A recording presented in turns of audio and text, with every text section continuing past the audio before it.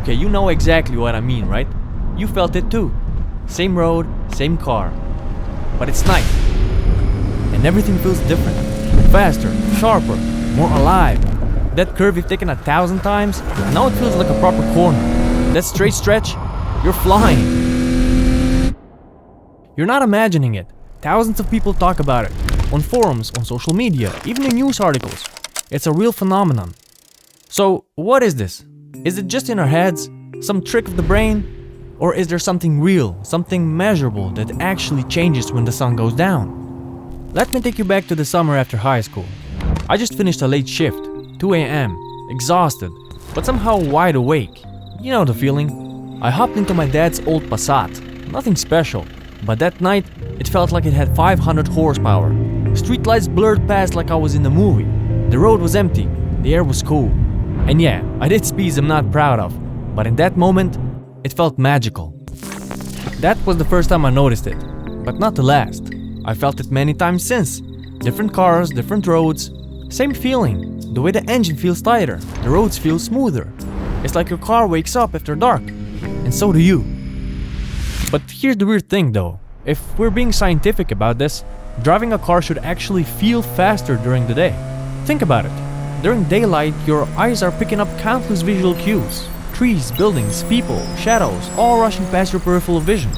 More visual information should mean a stronger sense of speed, right?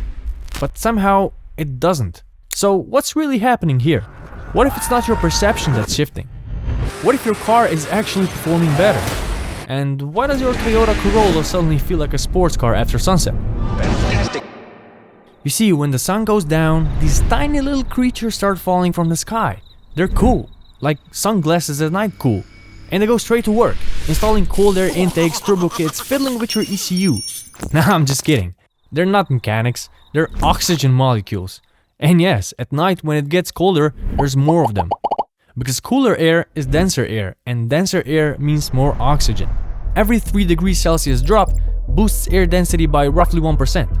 And since engines run on air and fuel, more oxygen means more complete combustion, better efficiency. And yes, a small but real increase in power. That's also why your car feels sluggish when you're climbing mountain passes. The higher you go, the thinner the air gets. And with less oxygen, your engine just can't breathe as easily. See, your car doesn't really have a gas pedal, it has an air pedal. When you press it, you're opening a throttle to let in more air. That air hits sensors that read temperature, pressure and flow. Then the ECU adds the right amount of fuel to keep the mix just right. You control the air, the car controls the fuel. But it's not just about combustion. Cooler air improves the entire system. Turbos get better intercooling. Heat soak fades, which means engine components stay cooler longer. Even your suspension firms up a bit. Cooler temps can stiffen rubber bushings and dampers, making the car feel tighter and more precise.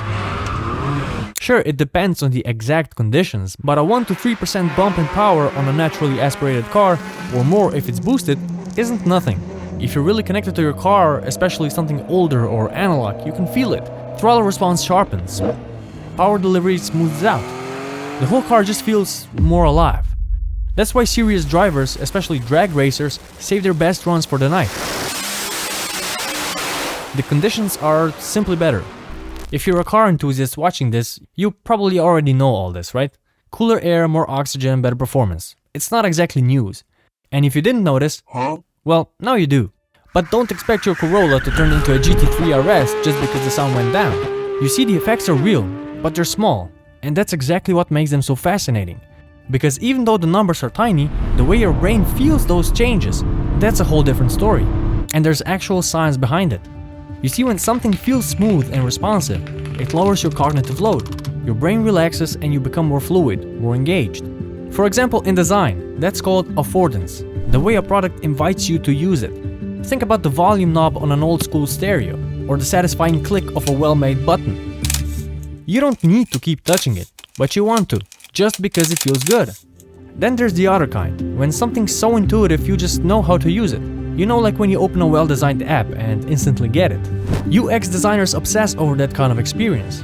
Good design feels effortless, like it's working with you. And that's exactly what's happening with you and your car on a cooler night. Those subtle differences quietly invite you to push just a little more. You're not thinking, oh yeah, 2% more power. You just feel it. You hold gears longer, turn in quicker, drive with more intent, without even realizing why. But here's the thing, not every night is cool. Sometimes it's still pretty warm out, and yet driving still feels faster. Heck, even electric cars can feel quicker at night.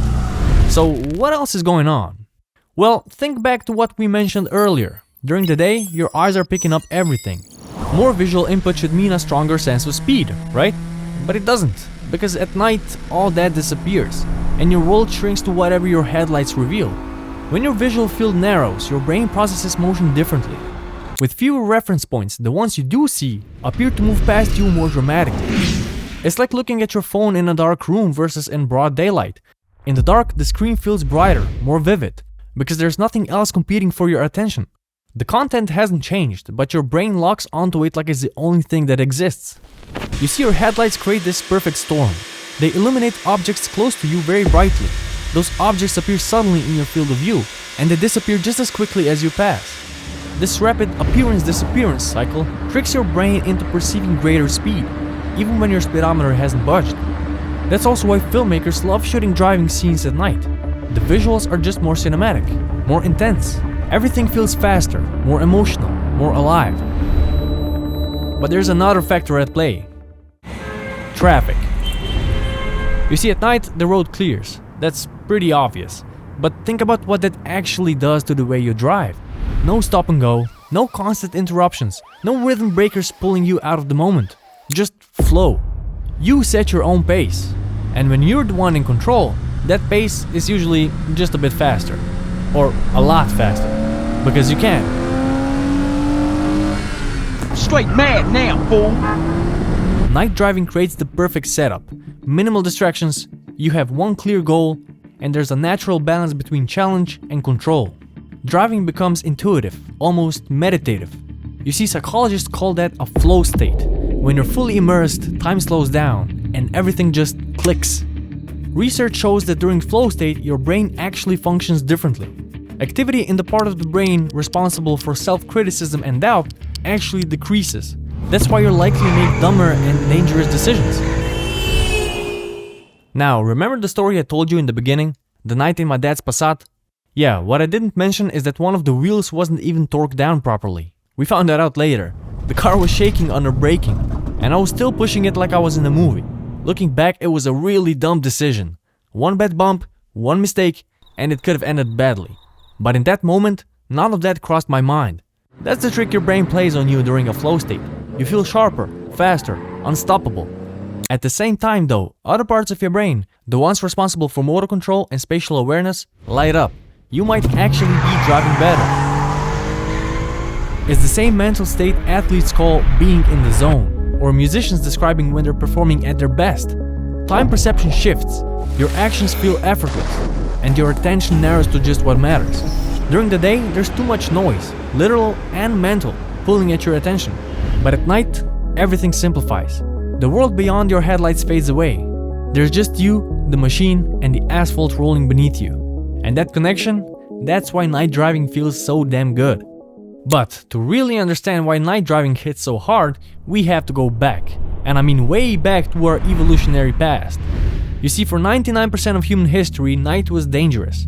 Our ancient ancestors weren't night creatures. We couldn't see well in the dark, and that made us vulnerable. So when the sun went down, our ancestors had to stay sharp. Their survival depended on noticing subtle movements and sounds that might indicate danger. And these ancient instincts aren't just survival tools. They're part of how we experience night driving. Because when the lights go down, your brain doesn't just adapt, it recalibrates. During the day, about 80% of what you process comes through your eyes. But at night, that balance shifts. Your pupils dilate to capture more light. Your hearing becomes more sensitive, studies show by up to 20%. Your brain shifts resources toward motion detection. You become more aware of touch. Even your sense of your own body's movement, called proprioception, becomes more active, and adrenaline levels subtly increase. In other words, you're no longer just seeing the drive, you're feeling it. You notice the vibration of the road through the wheel, the rise and fall of the engine note, the way the suspension dips and rebounds over imperfections in the road. You see, you're processing less total information that you would during the day, but the input you do get feels sharper, more focused, more personal. Race drivers call this driving by feel. when you're so connected to the car that your body responds without needing to think. And at night, even for regular drivers, we all get a taste of that. But this connection we feel in the dark, it's not just physical and psychological. It's historical, emotional, even cultural. You see it in the books, like this one, where night drives are described as almost spiritual. You hear it in the music, in songs about freedom, loneliness, and chasing something just out of reach. And you see it over and over and over and over again in movies. Because film understands something we all feel deep down. Driving at night just hits different. It became a metaphor for escape, for freedom, for isolation, or transformation. And whether it's a quiet ride after a long day, or a full throttle blast through a sleeping city, night driving always feels more meaningful. Because it's tapping into something deeper. It's not just about where you're going. It's about the feeling of moving through the unknown, lit by nothing but the path ahead. Yeah, that's kinda deep. Maybe a little too deep. Anyway, so the next time you're driving at night and feel that surge of connection, that sense that everything's just a little faster, a little sharper, know that it's not just in your head. It's in your car, it's in your senses, and it's in your evolutionary past. It's real. And remember, while night driving feels amazing, always prioritize safety. The same conditions that make it feel faster increase risk. Drive within your limits and keep those headlights bright. And if you ever had a night drive that just hit differently, drop it in the comments. I want to hear your stories. And if you felt something from this video, consider subscribing and share it with someone who loves the road as much as you do. So thank you for watching, and I'll see you in the next video.